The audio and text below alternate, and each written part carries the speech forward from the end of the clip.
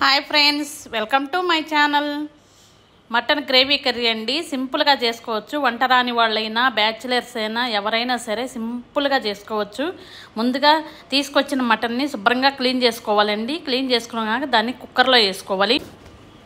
మీకు కనుక టైం ఉంటే ముందుగా వాటన్నిటిని మసాలాలు పట్టించి 1 అవర్ ఫ్రిడ్జ్లో పెట్టుకోండి. లేకపోతే కుక్కర్లో వేసుకోండి. కుక్కర్లోనే మసాలాలన్నీ వేసుకోండి. పసుపు, ఉప్పు, కారం, అల్లం వెల్లుల్లి పేస్టు, పచ్చిమిర్చి, కరివేపాకు, ఇంకా మటన్ మసాలా అన్నీ వేసి శుభ్రంగా కలిపేయండి. అలాగే ఒక నిమ్మకాయ, కొంచెం పెరుగు కూడా వేసి కలిపేసి గ్యాస్ మీద పెట్టుకోండి.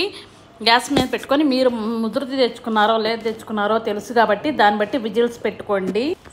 మేమైతే లేత తెచ్చాం కాబట్టి 3 to 4 విజిల్స్ పెట్టానండి. అప్పటికే మెత్తగా ఉడికిపోయింది.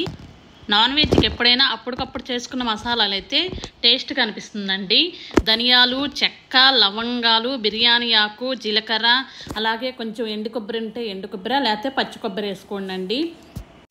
వేలుక్కాయలు, అనాస పువ్వు ఇవన్నీ మిక్సీ జార్లో వేసుకొని అప్పుడు పౌడర్ చేసి పెట్టుకోండి. ఆ పౌడర్ వేయటం వల్ల ఏంటంటే నాన్ వెజ్ మంచి స్మెల్ వచ్చింది, బాగా టేస్ట్గా కూడా ఉంటుంది. ఇదివరకు అమ్మమ్మ వాళ్ళు అప్పుడప్పుడు నూరి వేసేవాళ్ళు.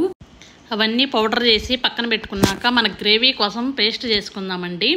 ఒక ఉల్లిపాయ, టమాటా, జీడిపప్పు, గసగసాలు, జీడిపప్పు లేకపోతే గసగసాలు వేసుకోండి. వీటిని ఫ్రై చేయాల్సిన పని లేదు. మిక్సీ జార్లో వేసుకొని మెత్తగా పేస్టాలు చేసుకోండి.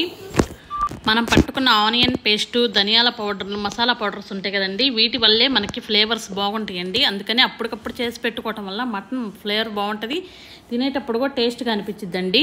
అందుకని ఎప్పుడైనా నాన్ వెజ్కైనా దేనైనా, చికెన్ అయినా, ఫిష్ అయినా, నాన్ వెజ్ ఏదైనా అప్పటికప్పుడు మసాలాలు నూరుకుంటే టేస్ట్గా ఉంటుందండి. నూరుకుంటాం అంటే ఇప్పుడు మనం నూరట్లేదు కాబట్టి అన్నీ ఇంకా మిక్సీలో వేసుకొని ఇలాంటివన్నీ ముందు చేసి పెట్టుకోవాలి. మసాలాలన్నీ రెడీ చేసి పక్కన పెట్టుకున్నాక ఆవిరిపోయినాక కుక్కర్ మూత దిగండి. అది ఉడికిందో లేదో చూసుకోండి. ఇప్పుడు పక్కన వేరే కళాయి పెట్టుకొని, నాన్ వెజ్ కాబట్టి ఆయిల్ ఎక్కువే పట్టిద్ది, ఆయిల్ వేసుకొని మనం చేసి పెట్టుకున్న పేస్ట్ వేసుకోండి. ఏమీ వేయొద్దు. పేస్ట్ వేసుకొని ఆ పేస్ట్లో ఉన్న వాటర్ పోయిందాక మగ్గనివ్వండి.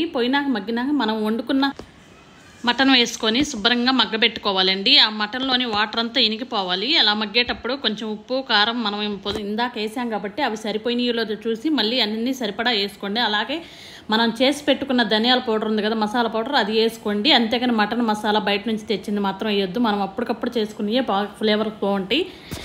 బాగా చిక్కబడ్డాక ఆయిల్ పైకి వచ్చే వరకు మగ్గబెట్టుకోండి. మగ్గబెట్టుకునేటప్పుడు అన్నీ చూసుకోండి. సరిపోయాక కొత్తిమీర, పుదీనా వేసుకొని 2 minutes మగ్గనిచ్చేసి దించేసుకోండి. రైస్లోకైనా, చపాతీలోకైనా, దోశలోకైనా, ఇడ్లీలోకైనా, దేనికైనా సూపర్గా ఉంటుందండి. ఒకసారి ట్రై చేయండి. ట్రై చేసి ఎలా ఉందో కామెంట్ చేయండి. ప్లీజ్ సబ్స్క్రైబ్ చేసుకోండి.